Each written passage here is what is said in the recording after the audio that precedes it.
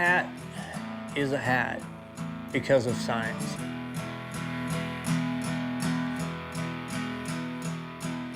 Conformer was invented in the 1770s, actually. It's great big and it went on your head.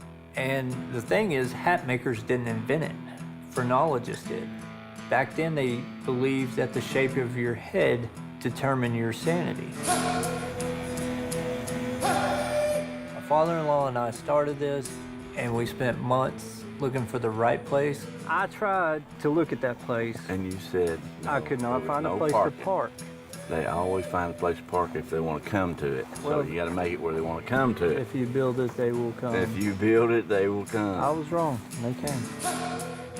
It's kind of amazed me how things transpired when we first started. And Jeff puts a lot of his heart into his work, you know. I've been doing hats since '96. I just fell in love with the whole art of it and the science of it. You know, if you've never seen a hat before and I told you what I was doing, you would think it's impossible. It's fur all the way through. There's no plastic or anything in the middle of it.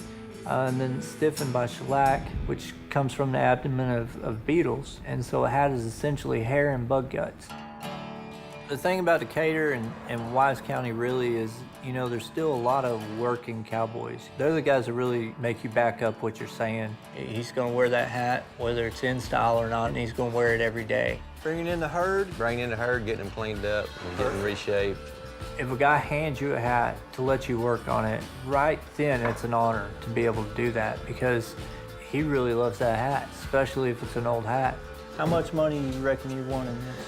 Oh, the cactus there brought me some pretty good luck. It's probably the hat, though. Yeah. Probably has nothing to do with you.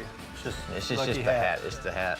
And if they trust you to make a hat, it is an incredible honor to be able to do that. Same old shape, Yes, big sir. crease. That's it. The different shapes of hats were kind of regional or by what you did. The guy working cows had a different shape than the guy busting broncs. Just shape it more Western. Cowboy it up. Yeah. And nowadays, it's really up to preference, you know, how you want it. And then maybe a little bigger. There's guys skinny as a rail to get 5-inch brims, you know, stick them straight up. And there's bigger guys wearing smaller hats. It's just all about preference. I like it that way. I mean, he can make anything. If it goes on your head, he can make it. A hat to me is an extension of your personality. It's who you are.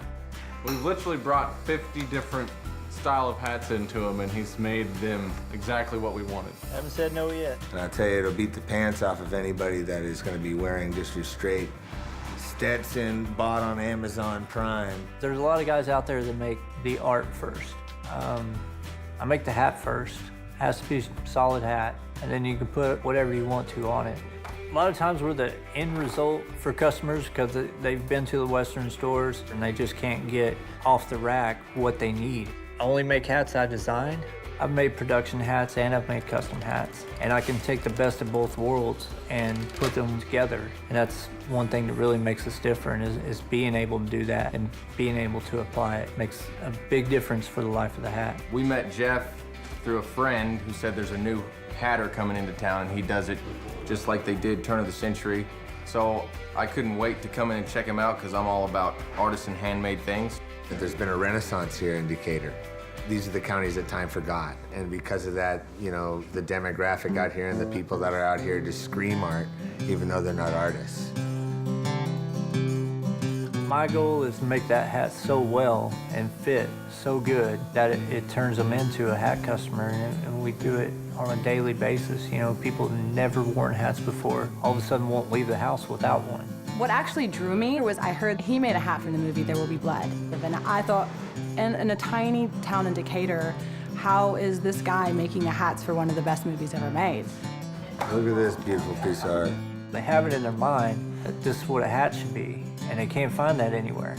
And we give it to them, and they don't say anything, but you can see it in their face. It lights up.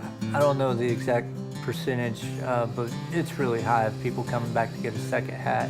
But now it's 3 hats, 4 hats. I got a couple people that have 7 hats. Matter of fact, being in here, I'm getting a little bit of hat fever. Yeah, I walked in with hat fever. What I really get the satisfaction from is when you come back to buy a hat, because seeing all this, it's easy to fall in love with the whole idea of everything, but proving the quality, that's where it stands with me. Well, I think maybe we can stay in business another year or two. Yeah, we'll be around another week or two. Maybe by that time you can show me how to shake. Well, I'm coming back to Fort Worth, shiner in my blood, and I was riding through the midnight hour in a Jacksboro flood. And I won't stop for gambling, hell, I lost too many farms, and my woman done fell for me in a richer man's arms. My God, oh my God. Well, someone stole my candles and burned them at both ends. I can't afford to pay attention, drank away my drinking friends. And I'm hunting down the coyote that house outside this dive. And I shot at the moon last night with my last 45.